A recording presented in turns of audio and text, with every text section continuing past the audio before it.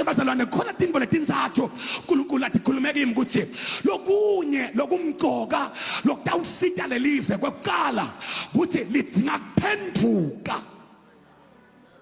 Awunikhona kodwa bazalwane namhlanje lidinga kuphenduka live lakithi liphenduke etintweni letinenge. Into yokuqala lathi uNkulunkulu angiyimemetele upon our land ukuthi ubita ukuthi siphenduke emangeni from lies. Inkosi yanginiketa leli verse nawufunda incwadi yamakhosi sesihluko saka 22 First Kings chapter 22 verse number 20 kuthiwa moya kwabonakala uthi Mika ngabona impi yasezulwini seyihlangene uthi ngeva kwathiwa ngawuthumela singamenta njani ukuthi Ahabi ahambe ayembini afika tifele yena. Uthi umoya ngiyawungena kuba prophet bakhe ngibe ngimoya wemanga yalazuyaka live lifaka ngala kwentenjani because of the spirit of lies. Asiphendukeni emangeni.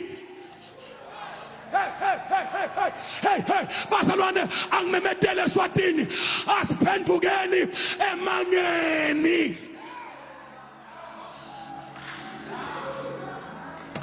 Ngeke kusekulunge live lihambe liqhubeke live kanti kugcwele emanga. Kuluma nami makhelwane awubukele setani wakho uthi makhelwane emanga libulele live. Kuluma nami bazalwane thani siyaphenduka namhlanje ngeke siwaqale emanga ngegama lika Jesu. Emanga mawufika ngala asayine kube emanga. No nasayi kube emanga.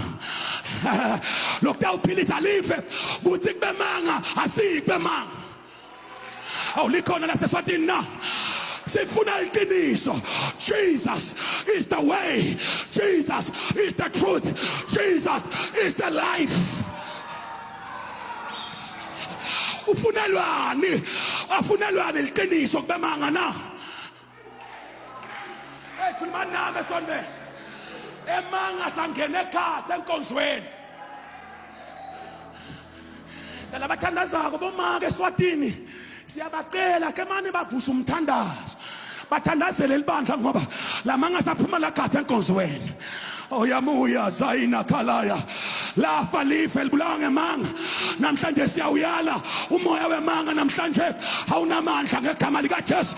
Awunamandla wena manga moya wemanga. So we confront the spirit of lies. Namhlanje I confront the spirit of lies upon our land. Jesus Christ is the Lord of hosts. Hey Eswatini sidinga iqiniso kuphela mayatha. We need the truth from the prophets of our times.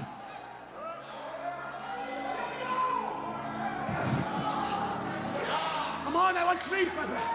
Shela baya nila kosa. Hey moya wala fiatan. Umoya wala fiatan. Spirit semanga namhlanje siyasiyala asina mandla ngegama lika Jesu.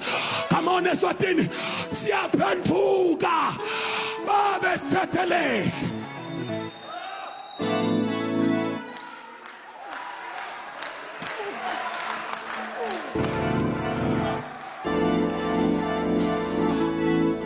Siyofika esithini phambi kaNkulunkulu.